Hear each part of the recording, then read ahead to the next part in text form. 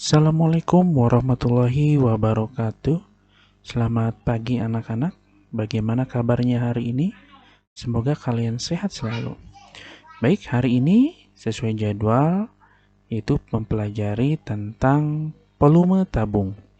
Diharapkan setelah kalian mempelajari ini, kalian bisa menjelaskan pengertian dari tabung. Yang kedua, kalian bisa mengidentifikasi ciri-ciri dari bangun ruang tabung. Dan yang ketiga, kalian mampu mengerjakan soal untuk mencari volume tabung. Baik, kita langsung saja. Sebentar ya.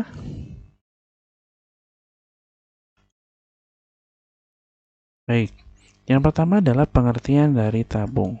Tabung itu apa sih? Nah, tabung adalah sebuah bangun ruang 3 dimensi yang dibentuk oleh dua buah lingkaran yang sejajar dan sebuah persegi panjang yang mengelilingi kedua lingkaran tersebut.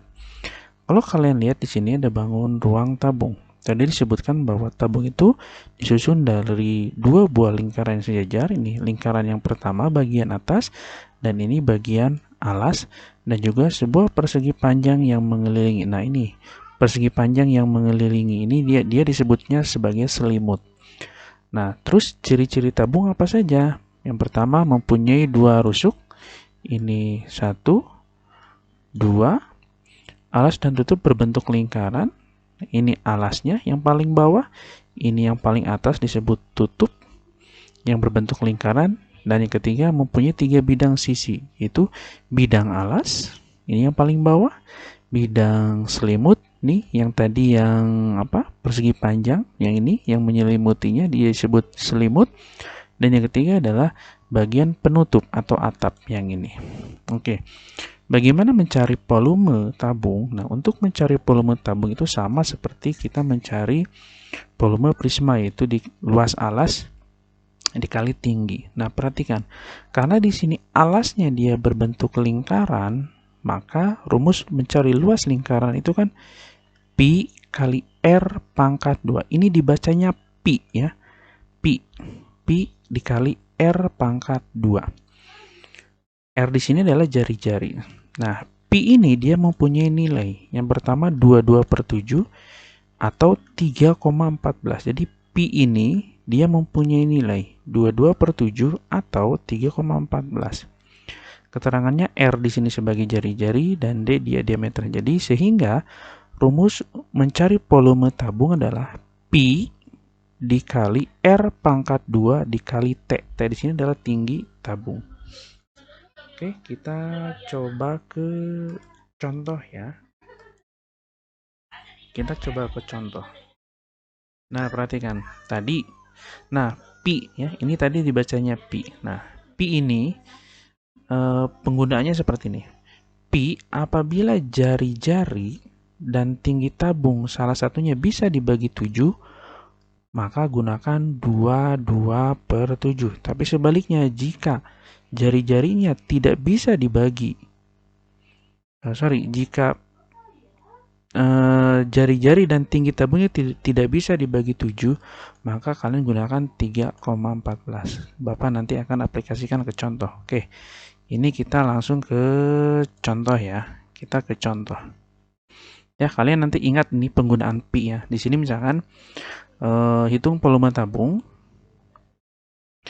Ingat ini sebagai alas, ini sebagai tinggi tabung. Nah, ini bagian alas, ini bagian atap, ini tinggi tabung. Tinggi tabungnya 20 cm.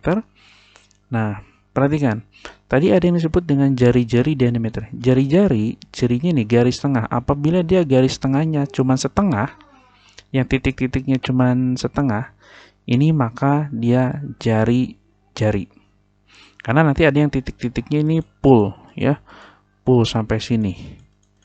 Nah, ini dia nanti namanya diameter. Nanti akan Bapak terangkan di contoh kedua. Oke, ini adalah jari-jari.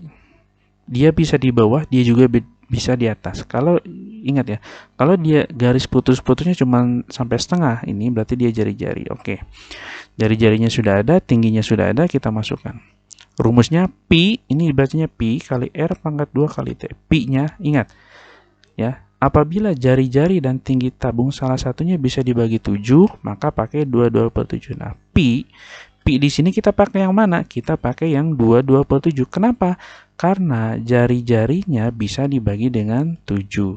Misalkan di sininya 14. Misalkan jari-jarinya 14. 14 bagi 7 kan bisa. Nah, berarti nanti kita pakai 22/7. Atau misalkan di sininya tidak bisa, tapi di sininya bisa dibagi 7. Misalkan di sini 10, di sininya 14 tingginya. Kita bisa pakai 22/7. Oke, kita pakai 22/7. R-nya jari-jarinya berapa? 7. Karena pangkat 2, berarti kita kalikan 2 kali. 7 kali 7 kali 20. Oke. Sekarang kita cari yang bisa dibagi dengan 7. Oke, 7. Kita coret 1. Coret. Coret. 7 bagi 7? 1 kan? Oke. Ini berarti sudah habis. Nah, berarti tinggal angka berapa? Angka 22, angka 1, angka 7, angka 20. Nah, kita turun 22, turun. Nah, karena ini sudah angka 1, berarti kita nggak usah bawa, langsung aja ke sini. Ini turun ke sini, ini turun ke sini. Kalian kalikan, boleh langsung ke tiga-tiganya atau misalkan 2 dulu, misalkan 22 kali 7, 154, 20 turun. Tinggal kalikan hasilnya segini. Oke, itu contoh pertama. Sekarang contoh kedua. Nah, lihat di sini contoh kedua ada perbedaan. Lihat garis putus-putusnya. Ini garis putus-putusnya dari ujung sini sampai ujung sini. Ya, beda dengan ini. Kalau ini dia cuma setengah sampai sini. Ini berarti jari-jari. Kalau garis patah-patahnya dari sini sampai sini, maka ini dinamakan yang namanya diameter. Nah, ini dinamakan diameter. Sedangkan kan rumus di sini adalah jari-jari. Berarti untuk mencari jari-jarinya tinggal dibagi 2 saja. Karena di sini 20, berarti 20 tinggal dibagi 2. Jadi 10. Kalau di sininya 28 misalkan, ya berarti tinggal dibagi 2. 28 bagi 2 berarti berapa? 14. Kalau dia garis-garisnya penuh sampai sini. Kalau dia garisnya cuma setengah sampai sini, tidak usah dibagi 2. Oke, kita masukkan pi kali R kuadrat kali T. Pi, nah lihat di sini. Tingginya 30. Jari-jarinya tadi 10 ya, karena sudah dibagi 2. Berarti ini 10, ini 30. Bisa dibagi 7 enggak? Enggak bisa. Nah, karena tidak bisa dibagi 7, maka kita gunakan yang 3,14. Berarti 3,14 kali 10 kali 10 kali 30. Kalikan 3,14 kali ini kali ini dulu boleh. Kalau misalkan Pak ini ingin ini dulu 10 kali 10 100, nanti dikalikan 3,14 boleh, bisa.